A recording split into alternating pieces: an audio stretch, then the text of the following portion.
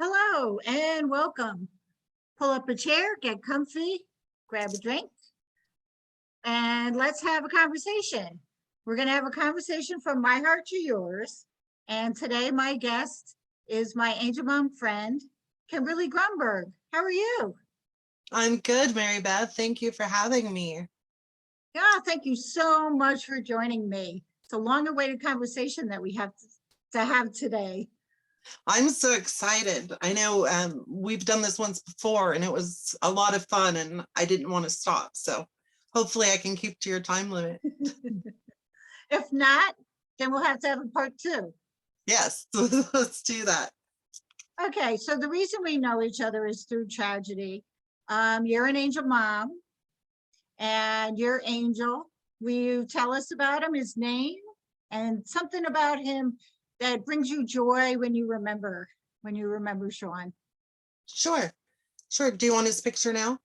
Sure. Why don't Okay. you show it to us and talk about him while you hold it? I'm that mom. So this is Shawn, my son Shawn. He's forever 23. His third angel anniversary is on September 12th. So I'm almost 3 years into my grief journey. It's hard to say. I was thinking about this question, what I love about Shawn and remember about Shawn. And I think that the only words that I really came up with was just joy and love and connection. I think that's who Shawn is still and who he was when he was here. As the kids talked to me after Shawn transitioned, they would come over and over towards me and say, I didn't fit in with any crowd. And then I met Shawn and I fit in, I'd found my people. And so I think that's what I'm most proud of for Shawn, and what I try to carry on for Shawn is he had a huge diversity of friends. And he was just joyful. And so that's what I miss. I love that. And I miss him, like, with me, because he was a big kid. He would just grab me up and lift me off my feet and, just make me feel loved. And I miss that, the physical part of that. I understand that. Yeah, when I've seen the pictures of Shawn with you, he was tall. How tall was Shawn? At the end of his life, he was about 6'2", 6'3", right about there. Wow. Yeah. Big guy. Yeah, he was always, when he was born, he was 10 pounds. And I cried, and the doctor said, "What's the matter, honey?" And I said, "I had a toddler, not a baby." So no need for those newborn outfits for him. No. He was That's wonderful. Yeah. Beautiful personality, very giving, caring, joyful. I love that. And I see from how I know you have a lot of those traits also. Oh, thank you, Mary Beth. That means a lot to me. So he definitely inherited a lot of your good traits. Thank you. Shawn and I were kindred. I think that he, from the moment he was born, we just understood each other really easily. And it was pretty special. And substance use interfered with that. So it's not like we had this perfect relationship and this perfect life, because substance use did steal some of that from our relationship. But at the very core of who Shawn was in our relationship, that's what it was about. And that's hard, like you said, when you see your child go through that, go through the disease. Mm-hmm. It's really hard, and that's why I asked the question, what do you remember that brings you joy? Yeah. Because the disease doesn't define them. Yes. How he treated others. And it's lovingly, and I'm glad you heard those things. I'm so glad people tell you those things. Yeah. to hold on to that. And that, give yourself a pat on the back, Good job, mommy. So you've been on your journey. You're almost at the 3-year mark. And I know from my experience, I just passed 3.5 years, and it has changed drastically, very unpredictable.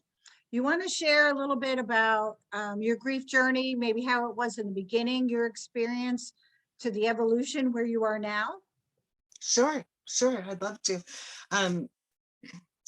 I've had a heck of a grief journey. I think I've made, people will often say to me, in fact, I think Mary Beth, you have said to me, I see so much growth and change in you over the 3 years. And sometimes when I hear that, I'm like, stop and think, what does that mean? Like, and it's amazing to really think about. So Shawn transitioned at the end of 2019. And during his substance use, during his years of addiction, I isolated. So I had separated myself from, I didn't have a lot of friends. I just kind of worked and focused on Shawn and my daughter Amanda also. And so when Shawn transitioned, I didn't have any friends to call. And I started to want to just isolate. And Tanya, Blake's mom, found me in a group called the Addicts Mom, the Oregon's chapter. And when the announcement came that Shawn had transitioned, she contacted me and said, I'd like to meet you and all of that. And I said, yeah. And maybe a month or two in, she said, I'm driving over the mountain to see you, which is 3 hours. I was at work. She picked me up at work, and some of the people at work around me said, where's she going? You know how they do. They think you can't hear them. And one of the other women said, she's going to be with somebody like her. And I heard it behind me as I was walking by. And I felt all kinds of things. And so Tanya was my first mom I sat with in the after. And that lady was right. I don't know that that's how she intended it, but she was very right. I had met somebody who was one of me, and I fell in love, and I started reaching like crazy for the others. And it's so true what you're saying. And yeah. then how hearing what other people say, and really what I had to learn was to give them grace, because sometimes how they say it is not how we hear it. Yes. So it's like, okay, giving them grace, but it's so true to say when you meet somebody who's like you, been through like you can relate. Yes. Oh no, the Amazon truck's here. I'm in trouble. It's authentic. Hold on, stop. Hey. My dogs rat me out every time there's a delivery. All right, we'll still carry on. But it's true. When you meet another person, whether it's through a tragedy like ours or something else, when you have that connection of, like, we lost a child to substance use, you don't need to say that to the other person. It's known, you don't have to put your mask up, or you can go into the conversation. Yes. It's like when somebody says to me they lost their dad, like they can relate to me, they lost their dad. I'm like, no, you can't. But I can't relate to you because I didn't lose my dad. It's so different. It's so unique. And that's why I'm so glad Tanya reached out to you, because you have made a fabulous connection, you two. And we're going to talk about that, because how you've opened your hearts and your heart and your beings Yeah. you're just, it's really opened up a different awareness for me also. Mm. And when you said, I have told you I've seen your growth over the years since Shawn passed. And if I had to explain it, how do I explain it? I think I saw in the beginning, like most of us in grief, like you isolate in the fear and you hold back Mhm. and you don't want to share your your feelings, your emotions. It's very hard being open and honest in your grief because it makes you vulnerable. Yes. And when you finally crossed over the bridge to allow yourself to be vulnerable, then your authenticity really came through and the Uh, light with you came through. Because when you allowed that, that's really how I can describe, like when I say I saw your growth, that's when I saw the shift happen in you. oh, I love that. I love that explanation. I in let's see, last year at this time, so right at the 2-year mark, I had, been supporting other moms and, that sort of thing. And I thought, I'm really not sure that I know everything that I could know about helping people. And so I went up an hour up north to Portland, Oregon, which is a city I'm terrified of, and spent a week there, um, taking a class called Intentional Peer Support and getting my license. And my specialty in there was grief. And it was an intensive class. It was 9 hours a day for a week. And what I learned there was vulnerability is the bridge to connection. That's one of the things I brought home, like that just was so powerful when I heard it. It gave me chills. It was like, okay, it's great to fit in and have a tribe. That's great. I'm one of the tribe, I'm there. But now let's be vulnerable. Let's make real connections. At that time, a year ago, we were still losing a lot of mothers to suicide. And that was what was on my heart when I went to the class, is what can I do to help? It's kind of when my shifted from being on the Capitol steps, talking to the legislators, to I really feel a lot about the moms and how can I make a difference there.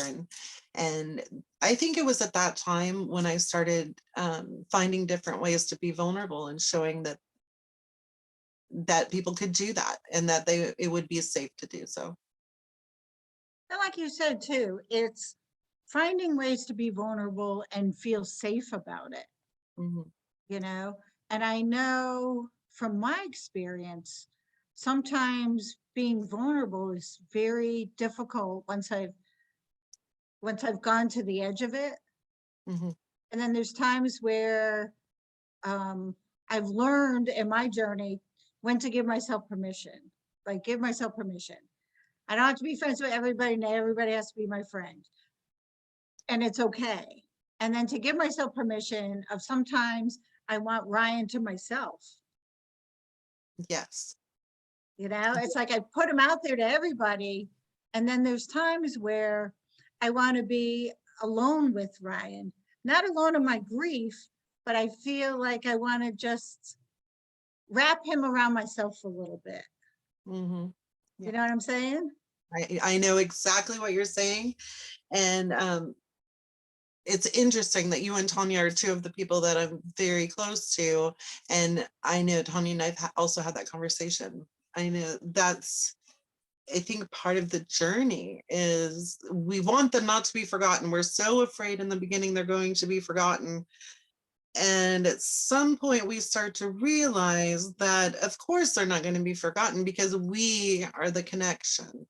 And we start making choices about when and what we want to share and where that's important. So absolutely, that makes sense. Yeah. Mhm. So with Tanya, you and what was it with other angel moms too, where you started the new Facebook group, Core 4 Plus More? Core 4, yes, it was Tanya and I, and we both had angel children. And then it was two other ladies who did advocacy work also here in Oregon who had children in active addiction. And we tried to combine the two. And the combination of the two didn't always work. That was something that we learned. And then, you know, when people have children still in active addiction, you know, they're really still focused on trying to maintain all of that, navigate the recovery system, all kinds of, you know, we all know. So at this point, it's Tanya and I, and then we have Barbara, Anthony's mom, is an admin, and Kim Smith, Mark's mom, is an admin. Oh, And yay! I know all that. I know everybody. yeah, you know all of them. Yeah. So yeah, but Tanya and I, well, it's so funny.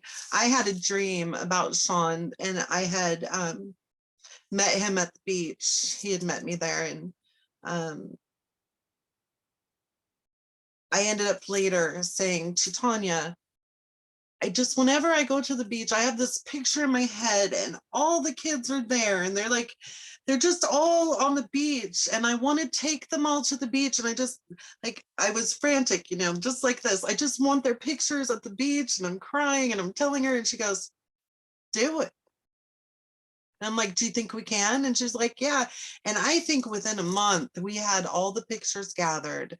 We had taken all the kids down to the beach, and Dancing with Our Angels and Core 4 was born. And it's so true. It starts with a vision. You know, you feel everything I've done. The only way I can describe it in words is it starts with a vision. And I'm thinking it, and then you're feeling it, and then it's just got to come out, and how it's going to happen, and it unfolds. It evolves. It really does. Yeah. You know, so when you did that for the beach and the pictures, it was beautiful. I have to say, it was absolutely beautiful. And I love the connection to the beach, because Ryan and I have a connection at the beach. Yes. And I'm thinking, it's meant to be. It's meant to be. I'm so glad you're following your heart and your intuition with doing things. I'm really glad. Yeah. The beach trip it's magical. It's magical. I know Harley's mom, Laura, went with Tanya and I this year, met us there. And you know, we were there and we were having fun and we were being ladies and we were, you know, doing our thing. And then they went down while I was finishing up writing out the names, you know, to read. And Tanya and Laura went down to the beach. This is this year, last year's one. And they were down there and setting up the pictures, and I could see them from up in the condo. I could see them down below, and people were starting to gather and asking and looking, and they would get down and they would look at the faces of our beautiful children, and they would start to tell us stories and of their own connection. I lost my train of thought, but that beach trip is incredible. It's an incredible experience. You know, in April in Oregon, it always rains, and 2 years in a row it hasn't rained. We've had beautiful sunsets. So it just feels like the right thing to do. Does it feel healing for you? Like a bit of healing happens on your heart when you do this? Yes. Now, the first time you experience that, you know, where they're all together in the circle, or this year, Tanya said, let's do a spiral so it doesn't have a closing end. And, you know, there's so much symbolism and stuff to everything we do, because that's kind of like, you know, that's our excitement. And Laura, being her first year, you know, she just looked, and I I had a feeling, and I looked up, and she was just crying. And I just reached for her, and The comfort she needed. yeah, it was just all these things she needed and wanted to. I mean, she came here to feel those things, and they were there, and that it's powerful to watch. I guess what I'm trying to say is it's powerful to watch somebody else heal in a way, a part of themselves in that same environment where you had your own journey. It was incredible. I love that. And I know what you mean. If I'm with a group of other sister moms and I remember to take a step back, Mhm, when you take a step back and observe, a lot mhm. of healing happening. Yes. It's happening all around you. And I know at this past Ryan's ride, we had so many angel parents that came. Mhm, And when I took a step back, you know, and just observed, I'm like, oh, wow, they finally got to me. Or, it's like this one's hugging this one. And it's just able to be authentic in your grief and however it's going to come out.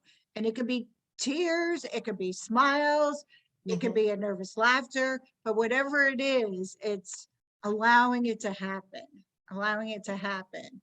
mhm. And I want to bring up one thing you do that truly is healing that you give to us on Facebook is when you make videos. Oh, So will you share a little bit about the inception of your videos?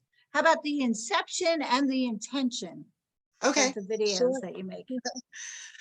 Um, well, it was during quarantine that I started making the videos, and I saw a mama and a daddy duck in the ditch, and they were so cute. They had all their little babies, and I got out my camera, and it was shaky. During I have an anxiety disorder. I also have post-traumatic stress disorder that I've had since childhood, and so going for a walk sometimes is really challenging for me.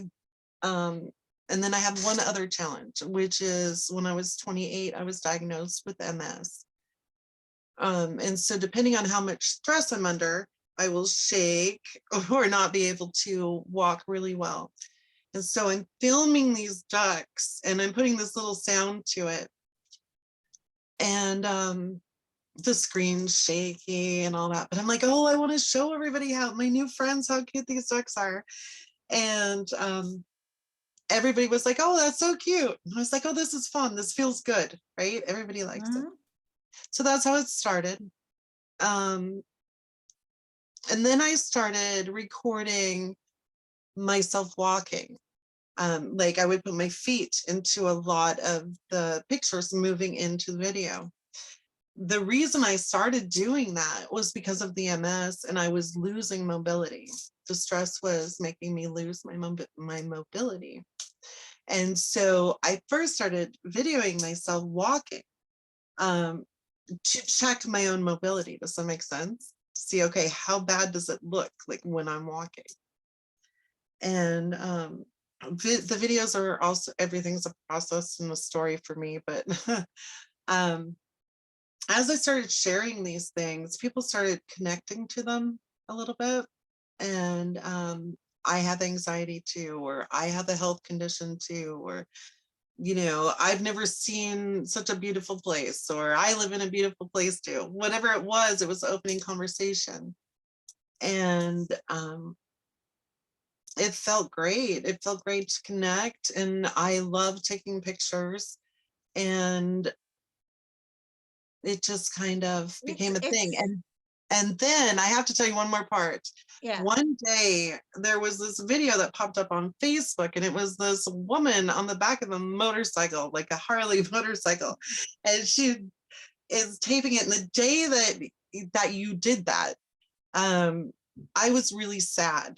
And I don't know if you know this about me or not, but back when I was young, my stepfather rode motorcycles, and I used to get on the back and ride with no shoes and no helmet in those days, but behind him around the neighborhood and down, So when you posted that and you said, Kim, you inspired this, I was like, are you kidding? I inspired that woman, but she is amazing.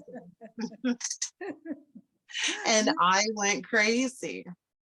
And well, thank you for that. Yeah. And we inspire each other. And I think that was the first time I had videoed after watching yours. And it's so hard. It's so hard to record when you're on the back of a motorcycle. I'm just saying, it's so hard. So that's why they're never that long. But it was just the beauty. In grief, a lot of times we forget the beauty around us. Yes. We really do. So when somebody shines a light on it for us, that's wonderful. Then we could receive it. And what I love with your videos, they vary. They're, scenery. Now I'm going to have to go back and watch ones of you with your feet. But, but the music behind it and your words, even your words have evolved. Yeah, thank you. You're very, when I think of you, the word that always comes to my mind is authentic. You're very, very authentic. And it's such a blessing. It really is a blessing. So keep making the videos. I love watching them. I know. I love making them. I really, it brings me a lot of joy to make them. I love taking the pictures. I like how it pushes me to get out of the house. I love the reaction to it. And I watch them. I'll tell you a secret.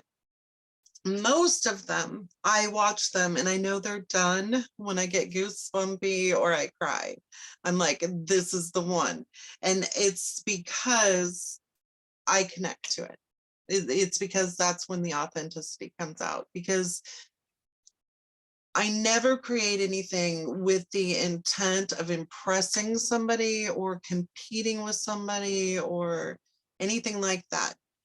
I put it out when I know, when I feel that's it. That's me. That's what I want to say, even if I'm not talking. And it's a gift of yourself that you give to others.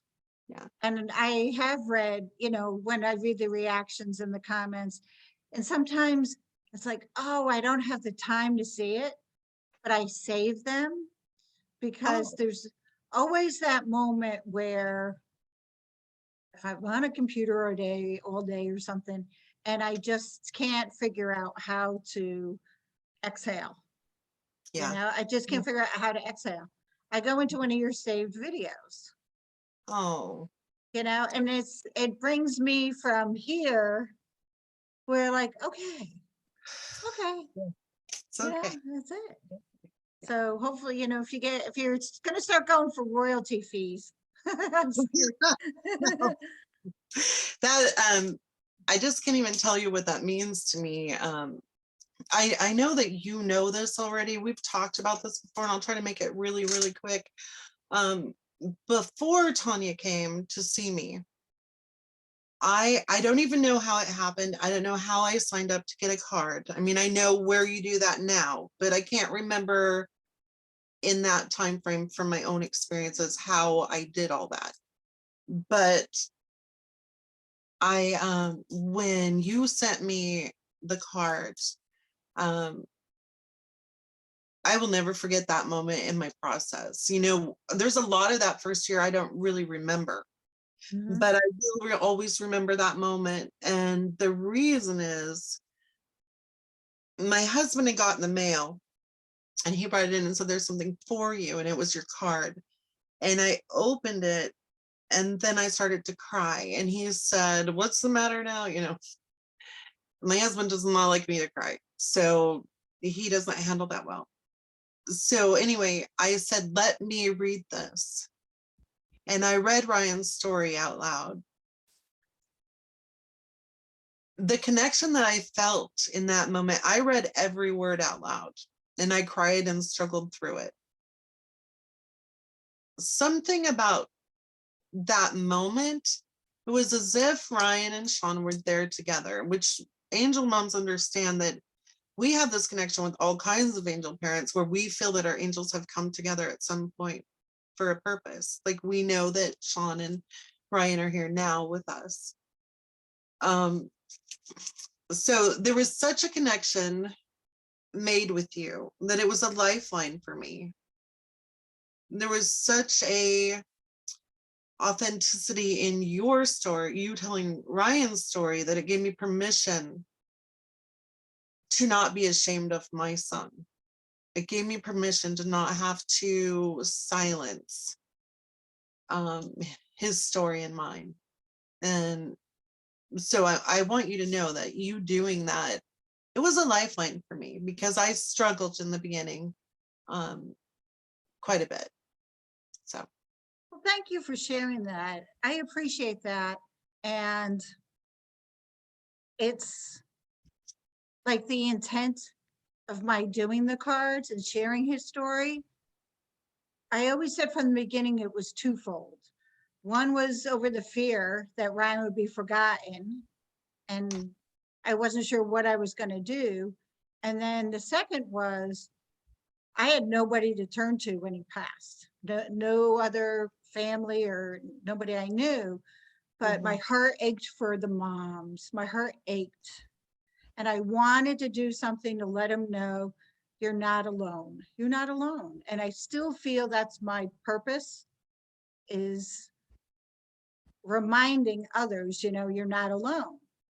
You're not alone. You'll get through it. We can't tell you it's going to get easier. We can't tell you it's going to get harder because everybody's journey is different. What we can tell you is you're not alone. Not at all. Yeah, how I came about with the From Project was about less than 4 months after he passed. Wow. It was just, it came with a vision. Yeah. And it's evolved over the 3 years, Mm-hmm. and I love that. I love it So too. as we wrap up, A half hour already? Yes. So I'd like to leave with a positive thought. Okay. Would you like to help us? I would love to. I have a couple really quick. See if I can put my glasses on. There's no time for vanity here. Okay. So let me polish it a little bit. A lot of people know that I'm the stone kind of funny girl. I do a lot of study in this sort of stuff. So see this heart stone I love so much. See the hole in it? Yeah, inside of there. Can you see this? It really doesn't like to show up on, but is where all the shiny and beautiful stuff is. That hole is where the light comes in. This is some of my favorite in the stones. I always buy the ones that are that have the holes. I love the holes. So I wanted to show that. And then a lot of people that follow me know I do this from time to time, and I draw cards. And I have a precious friend, and I would consider her a teacher. And her son is Josiah. And Josiah, his transition was by a motorcycle accident, not the same. He didn't walk the same journey as our children. But she wrote a book that it's called Because of Josiah, that changed some of my direction. It was pretty powerful. And she talked in there about the soul contract. She's a pretty cool lady. So anyway, she made these cards, these message cards, and she did it. They're called Sacred Alchemy. I don't know if you see it, but she made these cards by communicating with her son during the first year. I think it was during the first year that he was gone. Anyway, let me pull a card to see if Ryan has anything to say for you, because I love this. It's my favorite. All right, Ryan, what do you want to say to Mama? Oh, He says, I understand from a higher perspective. Oh, that's perfect. I love that. Yeah, I love that too. These are beautiful. These are one of my favorite things. I would sit sometimes and be like, okay, Shawn, let's talk. Let's tell me some stuff. And they're very helpful for me.